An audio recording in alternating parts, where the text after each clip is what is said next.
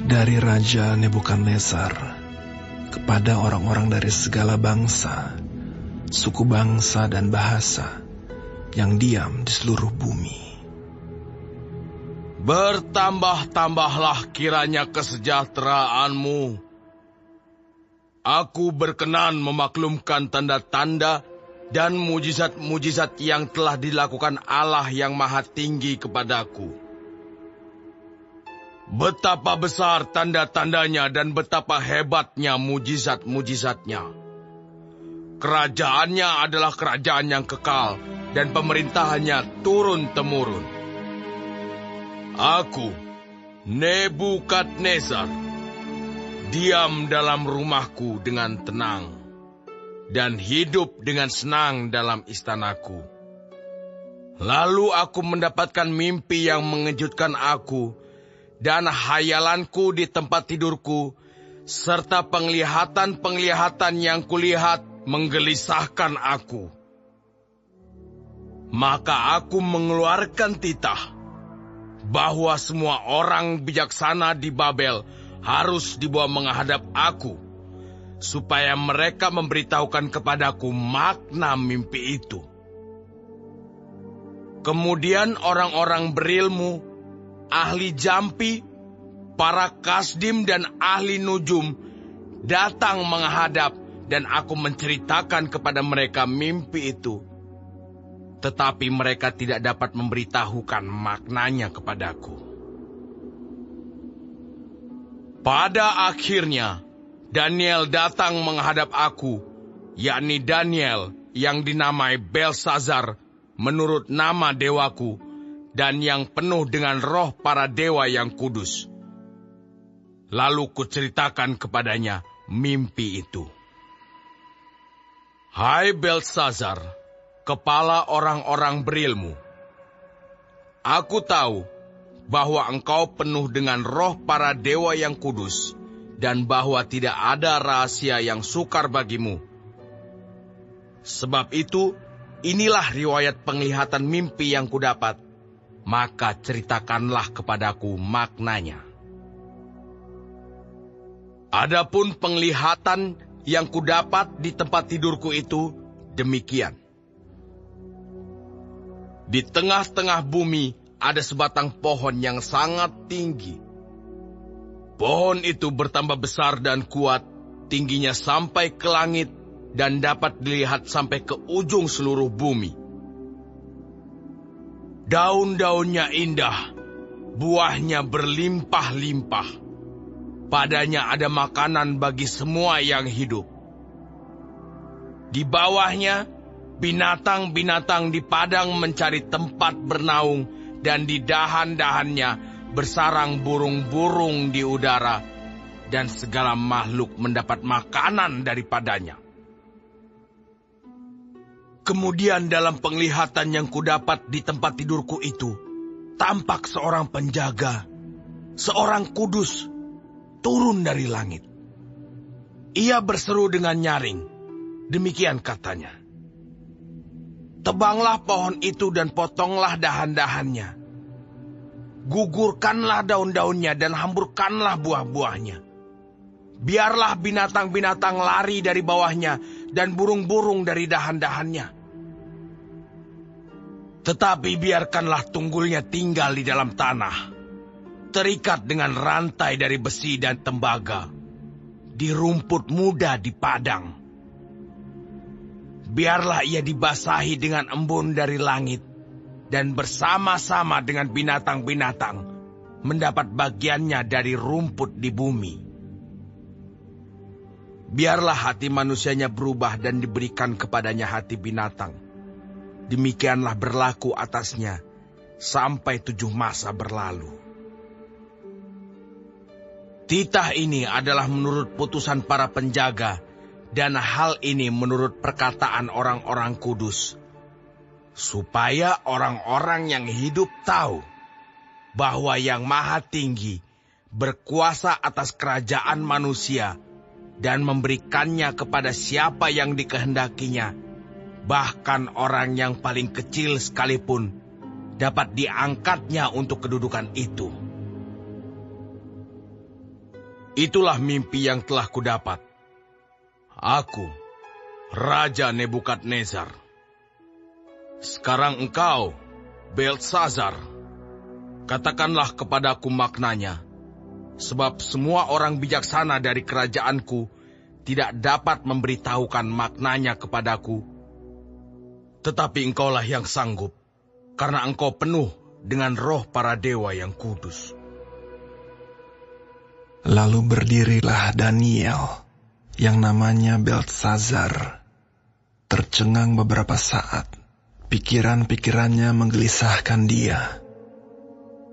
Berkatalah raja, Beltsazar, janganlah mimpi dan maknanya itu menggelisahkan engkau. Beltsazar menjawab, Tuanku, biarlah mimpi itu tertimpa atas musuh tuanku, dan maknanya atas seteru tuanku.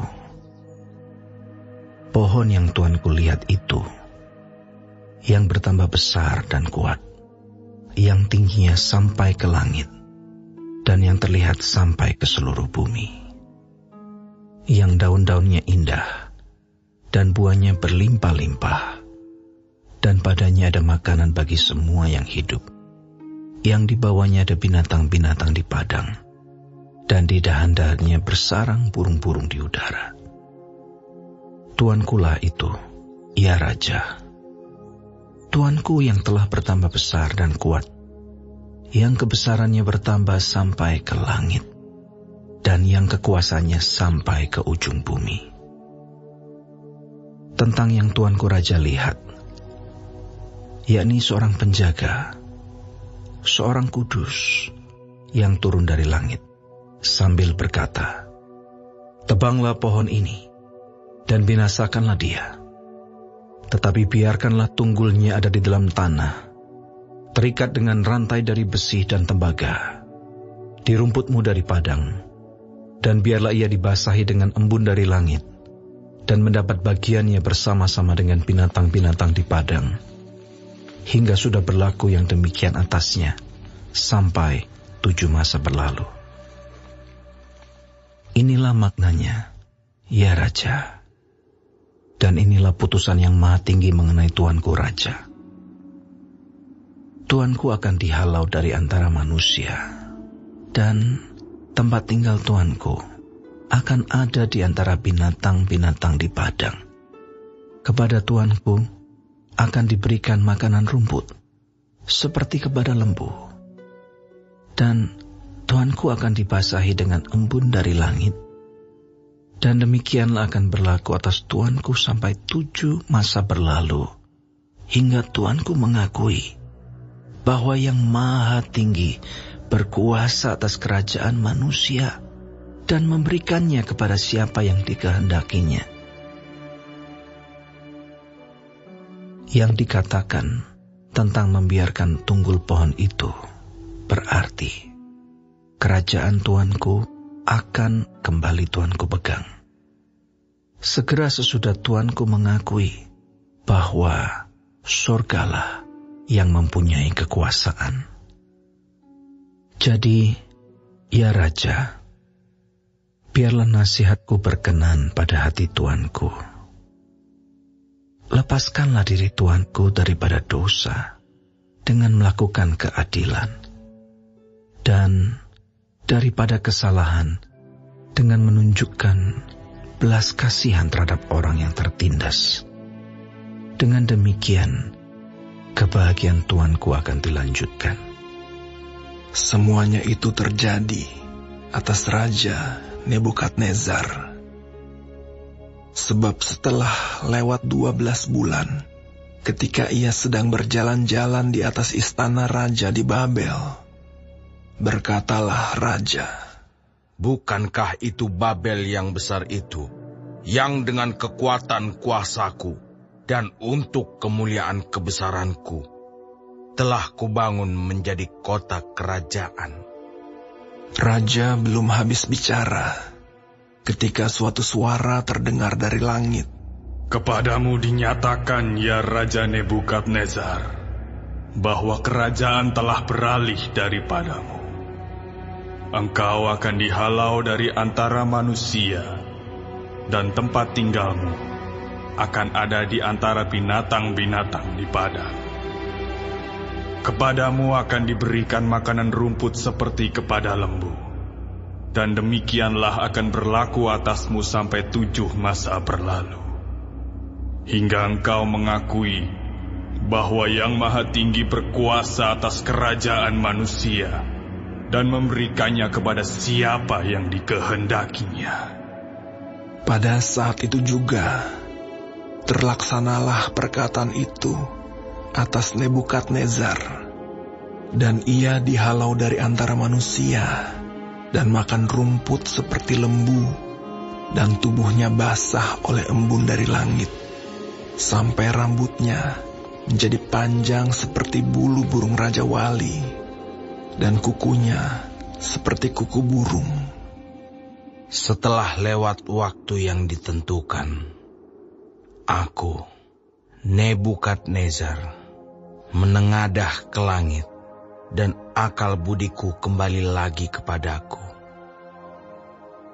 Lalu aku memuji Yang Maha Tinggi, dan membesarkan, dan memuliakan Yang hidup kekal itu, karena kekuasaannya ialah kekuasaan yang kekal, dan kerajaannya turun-temurun.